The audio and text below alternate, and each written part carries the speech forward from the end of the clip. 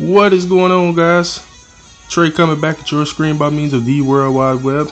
And today they released a new chapter in the Grand Gaia Chronicles called the 10-Winged Tormentor. In case you don't know who they're speaking about, they're talking about Melchior on that one, alright? So we're only going to consider the video for the most difficult level, that being level 3, alright? There's a total of 3 levels to it. 1 super easy, 2 a little bit more difficult, and you get a sphere called the White Armor, so you definitely want to get it done. And 3, you get a sphere known as the Dual Fragment as the reward. Just to be specific, 30% boost to attack and max HP, boost critical hit rate by 20%, 30% chance to ignore defense, and fills 4 to 6 BCs every time you get a critical hit. So that's a pretty nice sphere. But let's get into the actual dungeon itself. There's a total of 3 battles here. The first battle you see here is against Legatus Melchior, so Melchior in his 6-star form. Alright, so the only thing you really need to know about Melchior, of course, he protects himself from status ailments because he can use his SBB, Ultimate Angel. It's exactly how it is on your own Melchior if you have one, alright? So he hits with 5 elements, negates status ailments, and adds light element to his attacks, as it does on your Melchior. He can also inflict paralysis. I wasn't too much worried about that with my Griel lead. Alright, first battle is pretty much a breeze, guys. Just blow him out the water. Alright. The second battle, if you will, is the meat and potatoes of this dungeon. Alright. If you can finish off the second battle, you should have 0 problem finishing the third. Alright. The third is just like almost a waste of time, really. The third can be a surprise attack if you don't know how to complete the dungeon, so hopefully this video will help you. But here's how the second battle works.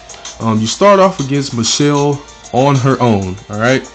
Every time you deplete her to 0 HP, she's going to revive herself, alright? She does that a few times. When she's pretty much on her last life, if you will know, because you will not be inflicting nowhere near as much damage to her HP bar as you are these other times. I mean, if you look here, you see we're doing like half a bar, 3/4 bar of damage, alright? When she's on her last life, you're not going to do that much of her HP. You'll do maybe like a 1/12 of a bar, maybe, if you will. So you'll know she's on the last life. When she starts her last life, alright, the second turn, she's going to bring out Dual GX. The third turn, she's going to bring out Zelban and Loading. And on the fourth turn, she's going to bring out Tiara. All of which you'll see pop up here shortly. Alright. That's when the real battle begins, guys, so buckle down. They do some serious damage. Alright, so I'm basically going to break each enemy down here for you. In a nutshell, though, all of the units that you fight against, alright, they all have access to their BB and SBB except Dual GX. Alright, Dual GX only has access to his BB alone, which, you know, all of their BBs and SBBs are exactly as you have them on the unit yourselves, guys. So at this point in the game, unless you're really new to it, you should already know what they do, so I'm not going to really explain that.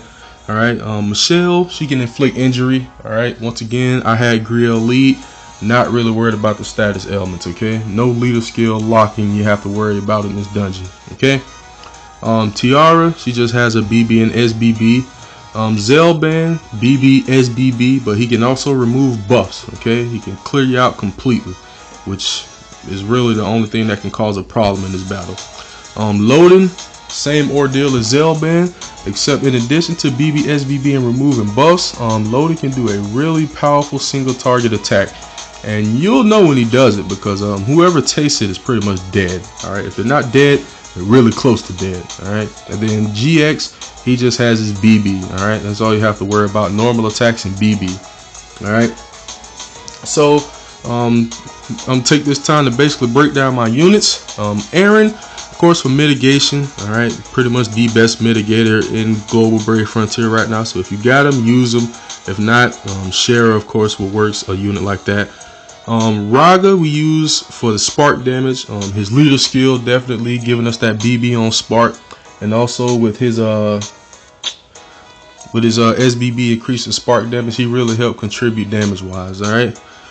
Big Gra, we not only use him for painting, alright, because we're fighting multi-element enemies. So if you paint your squad with any element, that ensures that no matter what enemy you go up against, you won't be doing reduced damage. And what I mean by that is usually when a fire unit attacks a water unit, there's reduced damage there, all right?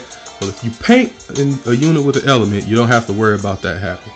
So that's one of two reasons we brought Gra. Second reasons is because he fills BB gauges every turn for 3 turns. So that helps keep our BB gauges up.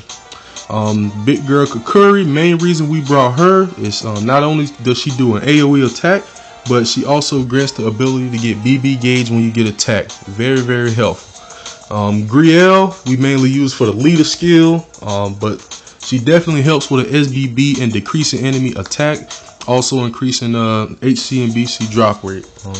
So her leader skill is fantastic. Nullify status element, 30% boost to HP, and boosted HC and BC drop rate. Very excellent stuff right there. All right. And last but not least, and this is the unit, I guess I can call this one the floater unit. All right. The only reason I brought Ultor was for experimental purposes. He really didn't have a purpose being in my squad at all, which is the reason why when he died in this video, I didn't bother reviving him. In essence, I didn't need him. So we'll just call him a floating unit. You can fill in that last slot with whomever you want, depending on what your squad needs. One thing my squad probably could have used was Selena. All right, if I would have brought in Selena, I wouldn't have to depend on HCs here because I didn't bring any items such as a cure or anything like that to help keep my HP up. So I had to depend on HCs, which I had an increase in HC drop rate from Griel's leader skill and SBB, but not very dependable. Not very dependable. So Ultor, fill that unit in with whatever you think your team needs the most. Lava would be a good choice too with the increase in BB attack. She can turn your entire team into a freaking powerhouse with that. So Lava will be a good choice as well. It all depends on what your team needs. Put whatever unit your team needs as that last slot. But these other 5, I definitely recommend those units or substitutes if you don't have these exact units. All right. All right, so we're gonna wipe out Michelle here. She kind of disappears for a few turns in the battle, but she comes back with a ton more HP. So don't know what the deal is on that, but more than likely she'll be the last one standing on the second battle. As I stated earlier, once you finish this battle, guys, you pretty much got this dungeon won, okay? Because the third battle, you just have to be careful. There's one of 2 ways you can I guess attack the third battle is the way I word it. All right, so first you start out against dual SGX by himself. All right, you have 9 turns to defeat this dual SGX. Okay, on the 4th turn, SGX is going to summon Michelle. All right, she's basically out there just wasting time. All right, you don't even really have to worry about her. SGX is not really going to do much of anything either, except on the 9th turn he's going to self-destruct, and it does 100,000 damage. And let me just tell you right up front, guys, mitigation, you can forget it. All right, you can mitigate. You can use Aaron UBB for 75% mitigation. I even experimented and tried it with Magrus's UBB. You will not survive. All right, do not rely on mitigation. There's 2 ways to attack this trial. The first way, just make sure you beat the crap out of both of them before 9 turns. Trial 1 or dungeon complete. Or you can let them self-destruct and make sure you have at least 1 angel idol effect on any unit, and you'll just survive it. All right, because the angel idol effect will work. You'll just survive it. So attack the trial either way. All right, I decided to just make sure I stomped them out before 9 turns. But in the event that I did put an angel idol effect on my Griel. All right, so definitely would have went faster if I had a 60 unit, but like I said, Ultor was just experimental. Didn't even bother using them. All right, so for those of you who don't know what to do in the dungeon, it can catch you off guard, and you can't gem this dungeon, guys. Once you die, you can't use a gem to revive. You got to start all over. Okay, so once again, when you clear this, you get a 1,000,000 Zell, 200k Zarma, dual fragment sphere that I explained earlier, and 3 gems, guys.